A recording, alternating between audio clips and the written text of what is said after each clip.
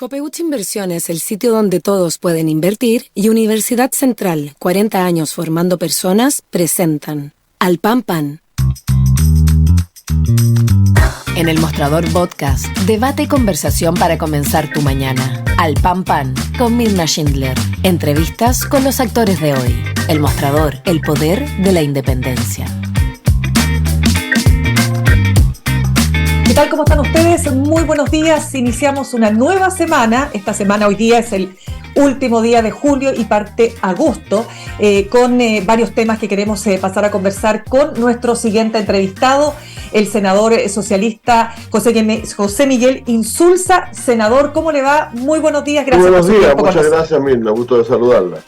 Muchas gracias también, senador. Senador, quiero partir preguntándole por los últimos episodios que han afectado al gobierno, particularmente lo que ha pasado con la salida de la subsecretaria de las Culturas, Andrea Gutiérrez.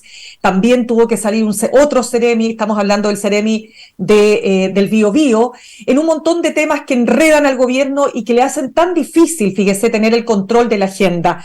¿Cómo ve usted estos últimos episodios y cómo se sale finalmente de esta crisis? El episodio de la subsecretaria de Culturas es un episodio muy desafortunado, en el cual ella admitió claramente haber cometido errores. Se trataba de proyectos además claramente identificables, esto es claro, o sea, era colocarle el techo a un museo y cosas por el estilo, todas cosas que se hicieron o se están haciendo, por lo tanto no era una treta para sacar plata para hacer otras cosas, sino que son cosas que se hicieron. Y eso es lo que es importante. Y ella admitió que en realidad podía haber un conflicto de interés en lo que había hecho, porque la pareja de su jefe de gabinete, la que llevaba este proyecto, renunció y el presidente abrió un sumario. O sea, creo que de todas las cosas que han pasado en el último tiempo, francamente, si hubiera que poner graduaciones de gravedad, creo que hay otras mucho más graves que todavía andan sueltas por ahí, todavía no sabemos exactamente lo que pasó, ¿no? ¿Como cuáles, por ejemplo, senador? Más complicado. A ver, cuéntemelo, ¿como cuáles? Y partamos por lo que usted dice, por lo de Biobío. Es más complicado porque es una secuela de hecho, no solamente una cosa, sino que son varias cosas.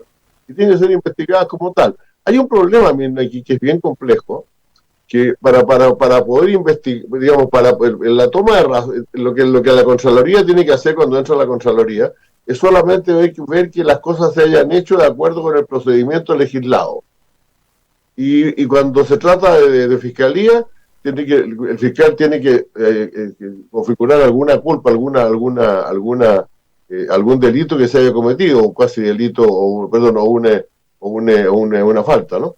Pero no hay ninguna discusión respecto del mérito de los hechos, ¿no? Y eso es una cosa que la Contraloría no hace, no debe hacer, pero que deberíamos hacer nosotros de manera mucho más rigurosa. Porque usted puede hacerlo perfectamente, tener todos los papeles, tener los acuerdos necesarios, hacer un decreto y estar financiando un proyecto que no valía la pena financiar. Y yo creo que eso también hay que atenderlo, porque hay muchos de esos casos que no van a ser juzgados porque no cometieron ningún delito. No van a ser objetados porque se siguieron los procedimientos exactos. Pero es muy dudoso que valiera la pena hacer esas cosas. Ya, entonces lo que usted está diciendo de alguna manera es lo que se ha señalado, que hay un vacío legal, pero no quita, digamos, por último, que aquí haya una acción o una transacción que al menos desde el punto de vista ético y moral tiene serios reparos. No, desde el punto de vista ético sin ninguna duda, por cierto. Y por supuesto con consecuencias políticas, ¿no? El problema es que necesitamos leyes que pasen, que trasciendan la parte de la motivación moral, ¿no? Porque si la ética no es parte, si esa ética no está legislada, entonces no hay nada que se pueda hacer al respecto. Pero al mismo tiempo sí hay un problema ético. O sea, por ejemplo, en mi región hay una cantidad de proyectos que merecen dudas respecto de si valía la pena hacer el proyecto o no. De si era realmente más rentable hacer el proyecto o no. De si se cumplió exactamente con lo que se había prometido.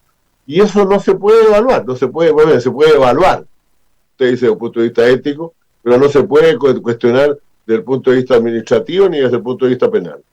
Claro, senador, el ministro Carlos Montes señalaba que se entregaron miles de millones de pesos sin garantías en una sola cuota, por ejemplo, sin pago por estado de avance.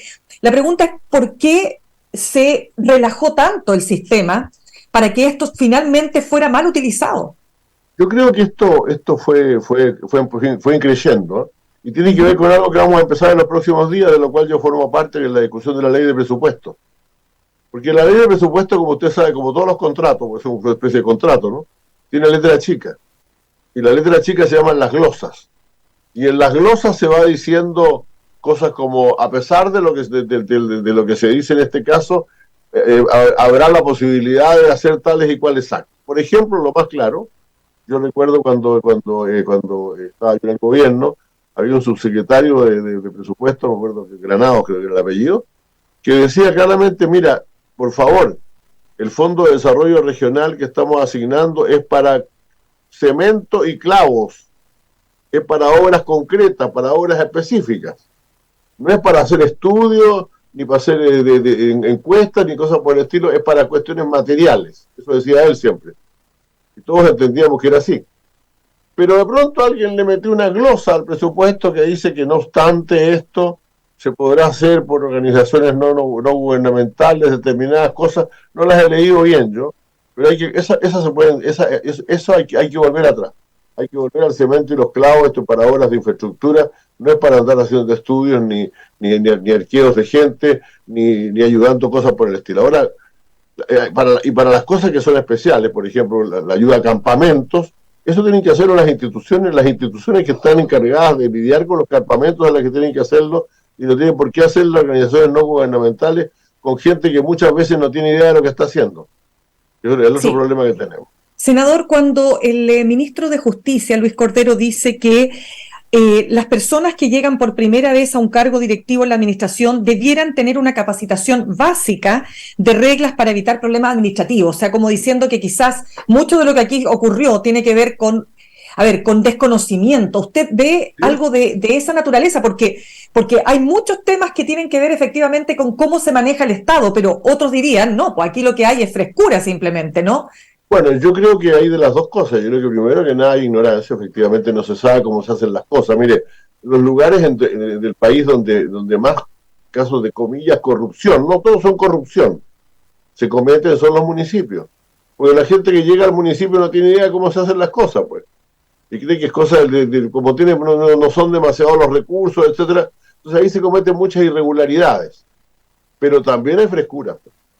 O sea, por ejemplo, a mí no me cae, repito lo que empezamos la subsecretaria, que yo la verdad es que ella, conozco a gente de su familia, pero a ella no la conozco, que quede claro. Y ella, en el fondo, en ese caso, alguien tendría que evaluar el proyecto también, pero al mismo tiempo si cometió, ahí está configurados los tres casos. Primero, hubo irregularidades, sí, hubo irregularidades, por lo tanto hay cosas que se hicieron mal desde el punto de vista administrativo. Segundo, podría haber habido, ¿cómo se llama? Incompatibilidades, o sea... conflicto de intereses, abiertamente. Conflicto de intereses. Y en ese caso, la vez es sancionable. Y tercero, hay que ver si servía para algo lo que se estaba haciendo, güey. Y eso no lo ve nadie. El traspaso de dinero, dice usted. No. ¿Para qué se estaba haciendo? Pero por eso le digo, esa plata, si tiene sentido haber traspasado esos más de 200 millones a una institución, en este caso gremial, red de salas de cine. Y queda por verificar quién se hace responsable de la calidad de lo que se iba a hacer. Y usted se da cuenta, fíjese usted, que el Contralor General de la República, la Contraloría, el otro día dijo que eran 13.000 millones. Oiga, 13.000 millones, sí, la verdad es que no voy a decir que no es mucha plata. Pero en mi región, en proyectos se han gastado como 4.000 y mi región es como el 1% del presupuesto nacional, pues. Entonces es mucho más lo que está ahí. Eso fue lo que quiso decir Carlos Montes, creo yo. Pero esa parte, por así decirlo, no es supervisada por el ministerio, que le gusta o no le gusta, pero si entrega las cuentas a tiempo, y estaban bien hechos los papeles, y se habían tomado adecuadamente las decisiones, eso es perfectamente legal. Senador, pero lo que quiero preguntarle, solo para cerrar... Al otro dígame. Es importante, mire, yo creo que efectivamente aquí estamos jugando... Esto de ahora descubrieron que eran inexpertos. Pero si se dijo que eran inexpertos cuando los eligieron, pues. Si se trataba de deshacerse de toda esta gente que había hecho todo tipo de cosas que no le gustaban a mucha gente, hay que cambiarlo todo de nuevo. Entonces entra gente a gobernar que no había gobernado nunca. Y eso es peligroso, claro que es peligroso. Ya, pues es peligroso entonces que no teniendo experiencia una agrupación de personas o de políticos o de nuevos políticos o de jóvenes políticos estén a cargo de la administración del Estado. ¿Eso es lo que usted está diciendo? Creo que tendrían que haberse capacitado un poco más, efectivamente, porque muchas de las cosas que se han cometido son errores de buena fe. No estoy hablando solamente de este caso, ¿no? Pero en general, en los últimos 2 años, errores de buena fe que desgraciadamente no alcanzaron los objetivos, pues. Y eso, claro, mire, si esto es una profesión, si la política es una profesión, es una actividad que se ejerce profesionalmente, no es una pura afición. Usted tiene que saber hacer las cosas, tiene que saber, o sea, mire, no hay nada más ingrato para un ministro que cuando le llega un acto así de decretos y lo tiene que firmar. Uno podría ser irresponsable y firmarlos nomás, pero tiene que preguntar de qué se trata cada decreto y ver si está bien o no está mal. En alguna medida confiar en su gente que lo han escrito razonablemente bien. Pero sí, tiene que, este es un trabajo largo, diario, todo que se hace todos los días, y hay que saber hacerlo, pues. Pero, senador, cuando ustedes fueron gobierno, ustedes tampoco tenían experiencia, pues, ¿o no? O sea, ustedes tenían experiencia política, sin duda, pero habían pasado por una dictadura de 17 años, ¿no es cierto? Muchos de los que gobernaron habían estado en el exilio. Entonces, la pregunta es, ¿cómo esta impericia, ¿no es cierto?, hoy tiene efectos tan dramáticos en temas que hacen que el gobierno actual sea incapaz de controlar la agenda? Mira, ahí me llamó la atención. Primero que nada, yo dije decir, hay una cosa que es real. El trabajo del Estado ha aumentado pero muy sustantivamente en los últimos años. Fíjese usted que en los tiempos que estamos hablando de la Unidad Popular, y no, cuando digo la Unidad Popular también digo el gobierno de Frei Montalva, el de Alessandri, etcétera, ¿no? ¿Ya? El presidente de la República tenía un día de firma en que estaban en fila todos los subsecretarios, que eran menos subsecretarios que ahora, pues, con sus expedientes debajo del brazo, que eran mucho menos que ahora, e iban entrando uno por uno donde el presidente y le explicaban las cosas que iba a firmar. Oiga, usted eso no lo podría hacer ningún presidente en el mundo hoy día, pues, porque la cantidad de cosas que tiene que firmar y la cantidad de cosas que se despachan es inmensa. Entonces, para eso hay que tener experta, hay que tener experiencia, hay que tener experticia. Nosotros necesitamos, mire, avanzamos bien, yo creo que con el sistema de alta dirección pública se avanzó bien, pero necesitamos un servicio civil mucho más profesional que el que tenemos. Y estaríamos bastante más cubiertos de las irregularidades. A lo mejor nos quejaríamos de la burocracia, pero no de las irregularidades. Claro, lo que ocurre, senador, es que cuando uno entiende, o sea, la subsecretaria saliente de las Culturas, Andrea Gutiérrez, ¿no es cierto?, dice que cometió un error al no abstenerse, por ejemplo, cuando su repartición le pasa dineros a esta organización, asociación gremial, dice Red de Salas Independientes de Cine de Chile, cuando la representante legal de esa fundación, Teresita Ugarte, es además pareja de quien fuera su jefe de gabinete. Entonces uno se pregunta, bueno, pero ¿qué pasa aquí? ¿Cómo no es capaz una persona que está en un cargo tan importante como es una subsecretaría de darse cuenta que ahí claramente hay un conflicto de intereses? Bueno, mire, yo creo que eso pues efectivamente puede ocurrir. Ahora, o puede que ella creyó que no tenía nada de malo o algo por el estilo, o no conocía la ley, eso es cierto. Ahora, usted se da cuenta que también hoy día, como han cambiado tanto o sea, el estado civil de las personas ha cambiado tanto también que hoy día, o que más de alguien podría decir, mire, la ley dice ser cónyuge o estar vinculada por parentesco en tal grado, ¿no? Y resulta que uno dice, no, pareja no es cónyuge, pues, puede decir alguien, por ejemplo. Entonces, necesitamos leyes nuevas. Pero eso es un eufemismo. Está mal, lo que le quiero decir, mire, si lo que está mal, desgraciadamente, lo que está mal no es igual a lo que se puede sancionar. Hay un vacío entre lo que está mal y lo que se puede sancionar, que es un vacío muy grande. Y eso es lo que yo estoy diciendo. Estos casos son casos que seguramente se van a sancionar, o por lo menos la gente ya se quedó ya salió de su trabajo y salió mal de su trabajo, pero todavía queda por llenar un vacío enorme. En eso el ministro de Justicia el otro día hizo un excelente y pormenorizado relación de todas las cosas que hay que cambiar. Ya, y senador, cuando usted dijo hace algunas semanas, nos dijo aquí en el mostrador, es hora de que la directiva de Revolución Democrática reconozca si hubo un concierto en esto o no. ¿Usted sigue esperando ese reconocimiento? No, ellos lo hicieron al día siguiente. Al día siguiente, 2 días después de eso, emitieron una declaración formal la dirección de la Revolución Democrática, diciendo que en este caso la dirección del partido no había estado involucrada, si bien lamentaba que algunos miembros del partido habían estado involucrados. Y creo que por eso es lo que yo estaba pidiendo. Ya, es lo que y yo digo estaba una pidiendo, cosa. porque como que había gente que quería que la comisión política reconociera que había decidido todos estos asuntos, y eso Ya. se dijo muy claramente, se declaró que no, que es lo que yo estaba pidiendo. Ya, ¿eso para usted es suficiente, esa declaración del partido? ¿Usted no tiene ninguna duda o le queda alguna pequeña duda de si acá hubo o no concierto? Mire, nosotros somos aliados en el gobierno con esos partidos y lo menos que podemos hacer es aceptar su palabra. Ahora, las autoridades investigarán. El fiscal, el contralor, el que corresponda, tendrá que ver si realmente era como se dijo. Y si no hubo alguna reunión, y si alguien descubre que hubo alguna reunión en que se decidió que en tales y cuales regiones iba a hacer esto, eso evidentemente estaría muy mal, pero lo importante es lo que yo pedí, que empezáramos por una declaración del partido en que dijera, mire, como partido no lo hemos hecho nosotros. Ya, senador, ahora bien, la situación del ministro Jackson, todo lo que ha pasado con estos robos, usted estuvo en el Estado varias veces antes, ¿no? ¿Le llama la atención la cantidad de robos, partiendo por la del Ministerio de Desarrollo Social y siguiendo por todos los demás robos que ha habido?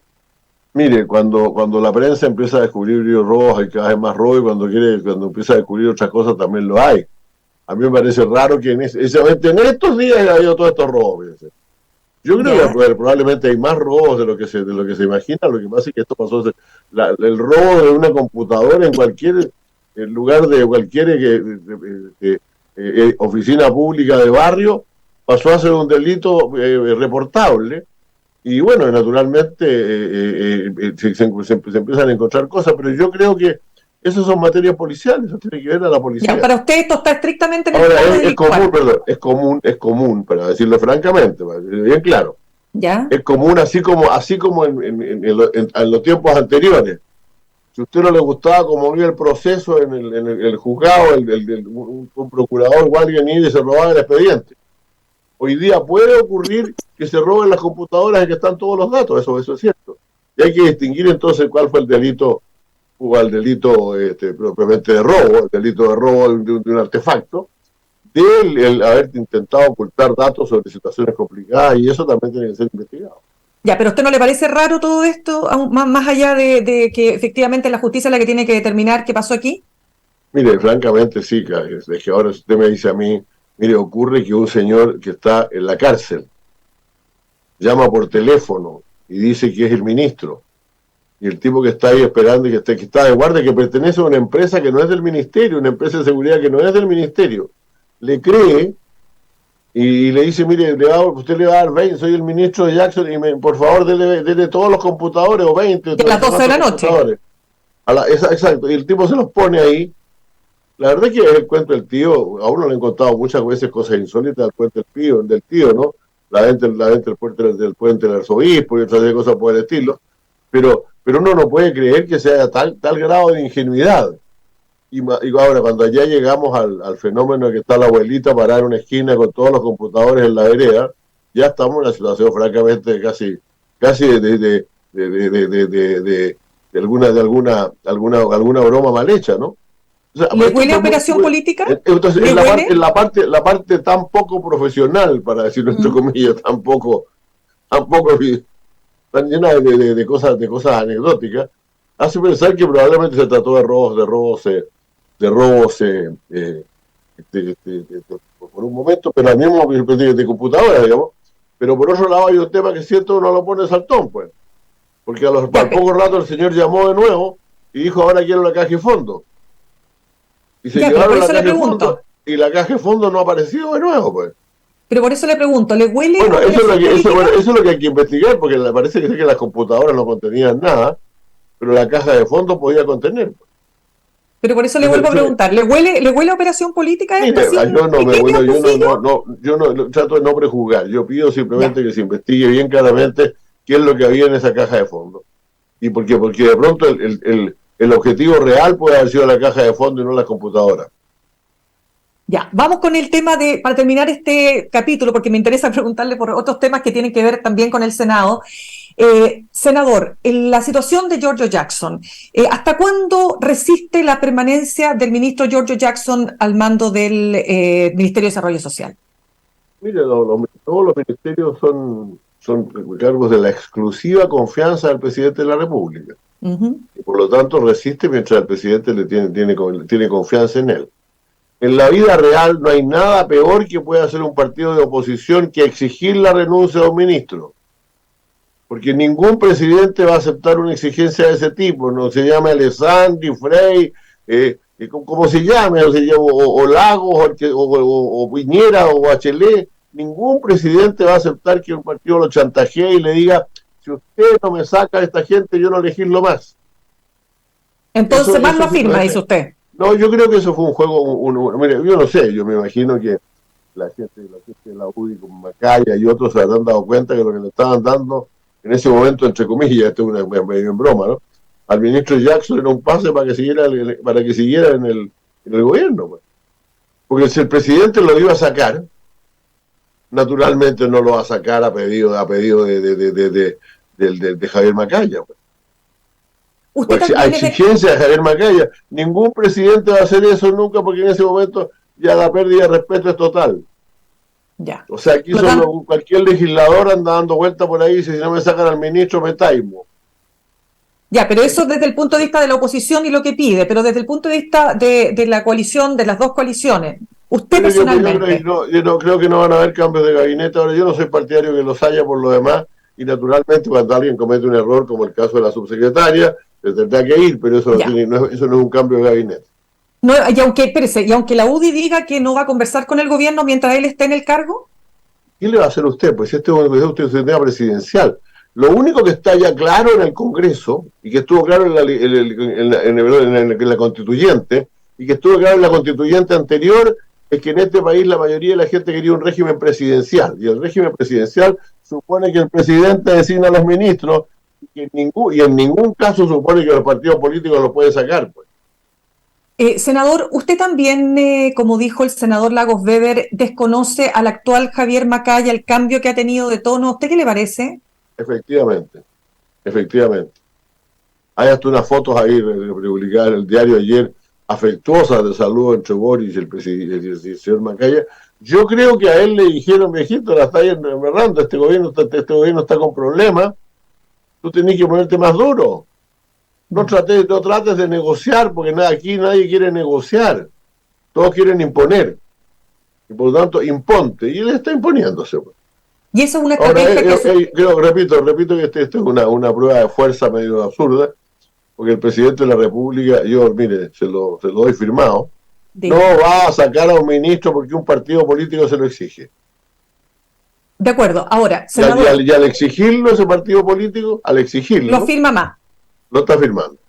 Ya, pero le quiero preguntar entonces respecto de la posición de la UDI, porque dentro de la oposición, obviamente la postura más dura es la de la UDI, y todo indica que al menos en este semestre que queda, por lo menos nuestros reporteros internos nos dicen que aquí no le darán ni la sal ni el agua al gobierno, porque la UDI entiende que la capitalización del conflicto le favorece porque hoy día ellos tienen el control de la agenda y son el partido que tiene el control en la oposición. ¿Usted cómo ve esa estrategia? Penosa, en realidad. Es penoso eso, en realidad. Mire, han habido casos en la historia de Chile que han llevado a mal puerto y ocurrieron de este tipo de impasse. Generalmente son motivos de conflictos posteriores, pero no hay nada que se pueda hacer. Repito, el presidente de la República no lo puede poner en esa situación. No es aceptable. Usted que fue usted estaba, ayúdeme con la memoria, en el gobierno del presidente Ricardo Lagos 2003, ¿usted estaba ahí? ¿Estaba en el gobierno? Claro, la ministra del Interior. Ya, pues, entonces usted fue parte, por cierto, de lo que fue la situación generada por el caso Mopgate, el caso Coimas, ¿verdad? Claro. Cuando además Pablo Longueira, presidente de la UDI, hace este gesto, ¿no es cierto?, de tratar de destrabar el conflicto. ¿Es un Chile que ya quedó muy atrás? Porque imaginando un escenario así... Fíjese usted que parece que sí, porque él no puso ninguna condición. Él dijo, mire, la única condición que puse es que tengamos proyectos claros. Y fue a mi oficina y había proyectos claros, había proyectos, estaban pendientes los proyectos en materia del personal del servicio público, en materia de gastos reservados, en todas esas materias los proyectos estaban. Eran producto de un grupo de modernización del Estado que se había forjado al interior del gobierno del presidente Lagos y que tenía proyectos que ofrecer. Entonces, Pablo Longueira no puso condiciones. No le dijo, pero me echas a este y a este y a este otro.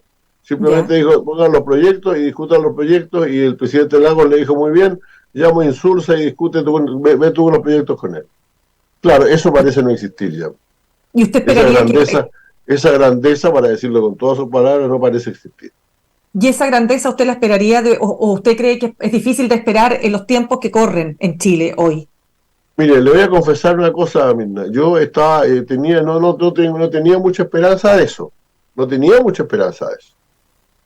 Pero viendo que Renovación Nacional está bastante desordenado por sus incendios internos, que los senadores de Evópolis son completamente distintos de los diputados de Evópolis, parece estar en posiciones distintas dentro del espectro político.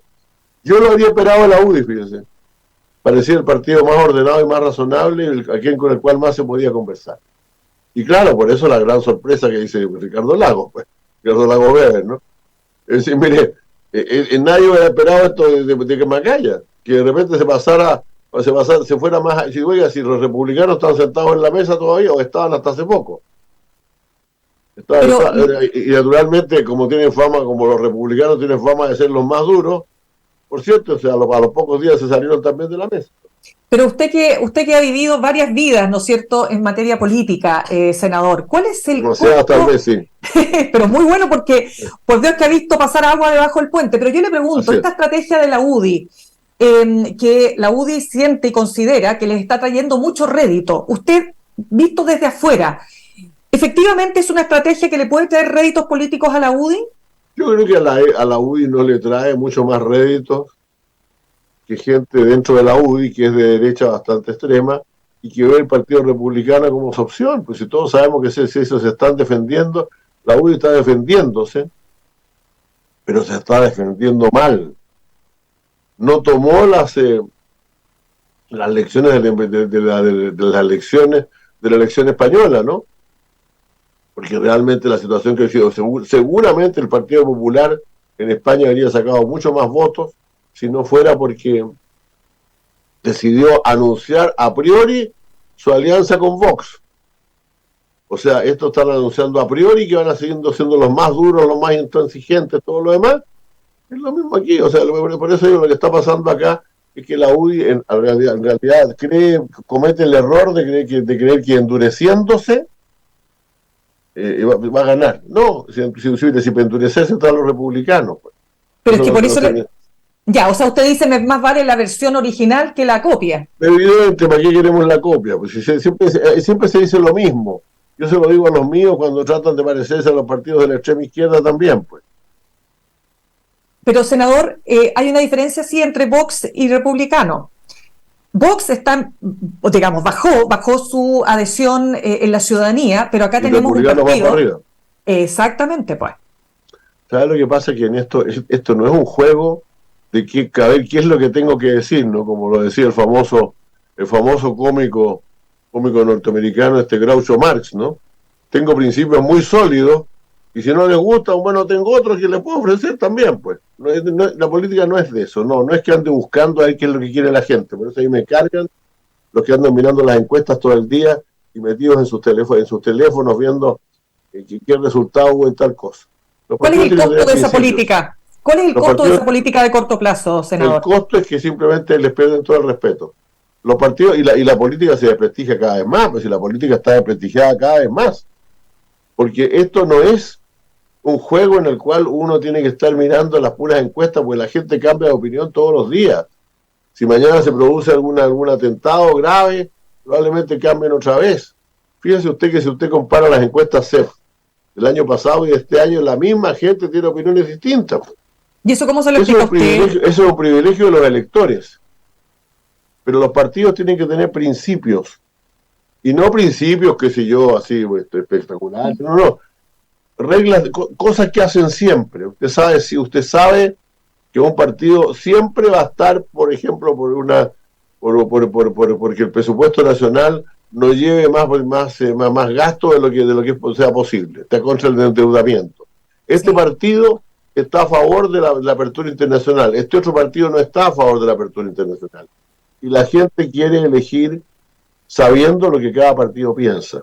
Si los partidos simplemente dicen, no se preocupe, yo voy a pensar lo mismo que usted, eso no sirve a la política, no sirve a la democracia. Senador, precisamente respecto a lo que usted está señalando, la UDI considera que su propuesta de reforma a las pensiones, que es nada a nada a solidaridad, que este 6% vaya completamente a capitalización individual, es leer lo que la gente quiere. ¿Por qué? Porque la gente dice, yo quiero que toda mi plata sea mi plata, para efectos de una reforma a las pensiones. Entonces, ahí hay una relación directa con lo que usted está señalando, ¿no? Lo que mi partido piensa es otra cosa.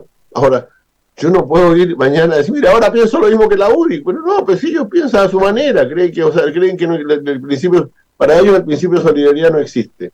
No existe. Por lo tanto, ellos quieren que cada uno con su plata, con mi plata, ¿cómo se llaman las enmiendas que presentó a la Constitución? Con mi plata no. Claro. Bueno, ellos creen en eso, y la gente tiene que decidir entre eso y los otros. Y si de repente los otros, la gente está más peselado, está bien. Habrá otro tiempo en que acepten nuestros principios. Ya, pero no cambiemos lo esencial de nuestra política, pues. Es como si yo mañana apareciera diciendo, mire, y déjeme decirle que uno muchas veces dice, y perdón, no es un cambio de tema para hablar de esto, usted dice, oye, es tanta delincuencia, todo lo demás, ¿por qué no volvemos a la pena de muerte? Y yo sé que hay gente que es partidaria de la pena de muerte, pues. Yo no lo soy. Yo pertenezco a un partido que es contrario a la pena de muerte. No podemos cambiar ese principio porque hay más asaltos, pues. Pero, senador, si es un principio de la UDI, es precisamente que las AFP son el organismo para administrar los fondos de pensiones, que la capitalización sea enteramente individual. O sea, en ese sentido están siendo súper coherentes, ¿o no? Entonces, ¿por qué dijeron que estaban dispuestos a negociarlo y a conversarlo y se sentaron en una mesa?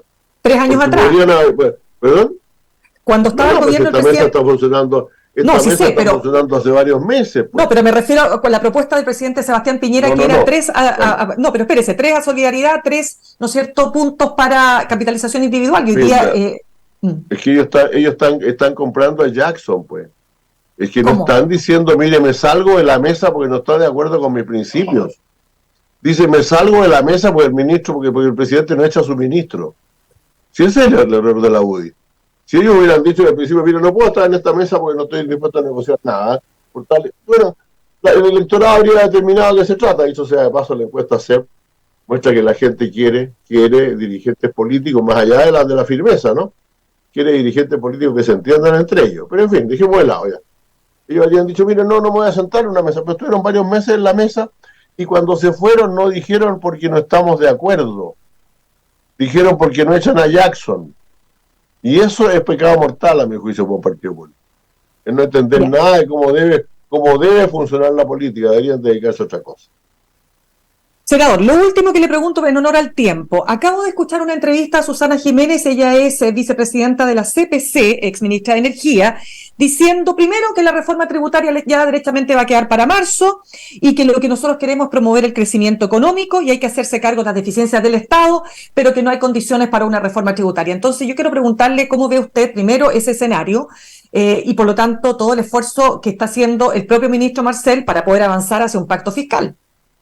No, mire, yo diría lo siguiente, que yo tiendo, y siempre lo sabe Mario, lo sabe todo el mundo, ¿no? Que yo soy de los pesimistas que creen que no van a haber 2/3 de los votos para cambiar, para adelantar la reforma tributaria. Lo cual, porque para poder adelantarla hay que tener 2/3 de los senadores. Ya. No hay 34 senadores dispuestos a adelantar la reforma tributaria. Por lo tanto, yo pienso que eso efectivamente ahora es un trabajo bien hecho. Hoy día esta semana se va a entregar el proyecto del gobierno, se seguirá discutiendo y cuando haya las posibilidades de presentarlo, se presentará. Pues. Ahora, eso puede ocurrir ahora si la derecha diera sus votos, porque parece que los empresarios están más interesados que la derecha en esto, pero si no ocurre ahora, tendrá que ocurrir en marzo, cuando se cumple el año del rechazo de la reforma tributaria.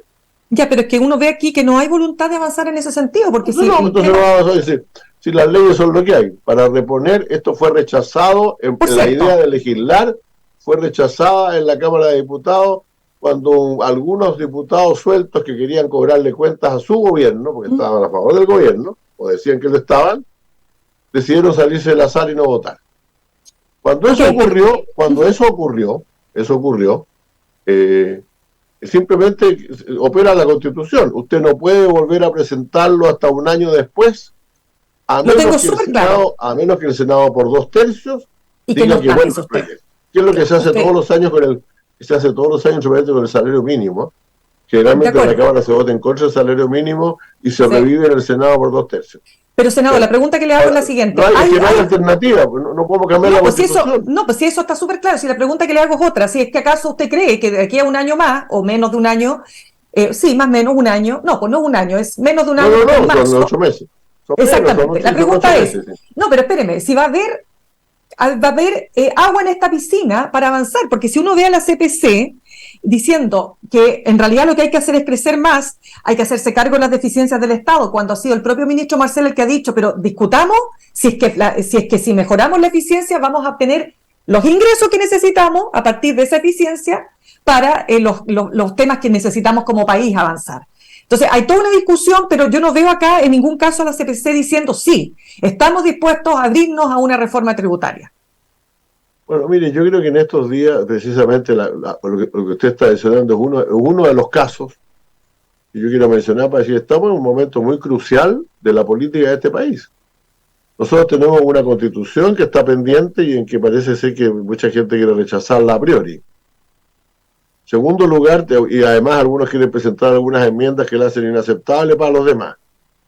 Tenemos una reforma tributaria que está a la espera de que se llegue a acuerdo sobre ella tarde o temprano, a través de un pacto fiscal que ya no significa solamente en que cuánta plata se va a recaudar, sino que en qué se va a gastar la plata, de alguna manera cuáles son las prioridades. Es el pacto fiscal en su esencia. Estamos al lado de una reforma de pensiones que lleva 3 años esperando que se vote, por favor. Y esa hay que votarla de todas maneras. Y a eso le podemos agregar otra cantidad de problemas. Creo que estamos en un momento central en que la gente demuestra que entró a la política que no entró a la política para crearle problemas a la gente, sino que entró a la política para resolverle problemas a la gente.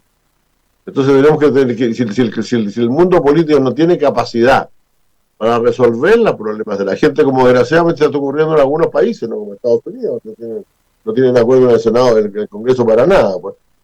Y otros países en los cuales se pasan solamente peleando entre ellos, los partidos políticos no son recordados por la cantidad de veces que se pelearon con la gente. Son recordados por la cantidad de veces que hicieron cosas a favor del país. Entonces, si este mundo político que tenemos en Chile hoy día no es capaz de llegar a acuerdos fundamentales para resolver esos problemas fundamentales, que decir, estamos en un muy mal momento y que este país va a continuar su decadencia. Bien, senador José Miguel Insulza, quiero darle las gracias por su tiempo con nosotros aquí en el Mostrador.cl en Alpampa. Muchas gracias a ustedes, que estén muy bien, muy buenos días. Que estén muy bien, gracias. Muchas gracias. Vamos a saludar a nuestros auspiciadores. Yo estoy tratando de encontrar Aquí está. Copeuch Inversiones te ayuda a cumplir tus metas desde 1.500 pesos y con una comisión que se acomoda a tu bolsillo. 100% digital, fácil de usar, te acompaña y con el completo control de tus fondos. Copeuch.cl, el sitio donde todos pueden invertir. Y Universidad Central, 40 años formando personas. Ven a vivir la experiencia USEN para los que buscan avanzar. Posgrados USEN, acreditada y adscrita a gratuidad. Conoce más en posgradosusen.cl. Nos vamos al corte, vamos a estar conversando con Juan Diego Montalva, editor de Newsletter Político, todos los pormenores de lo que está pasando con el gobierno, con la oposición, al regreso. En instantes.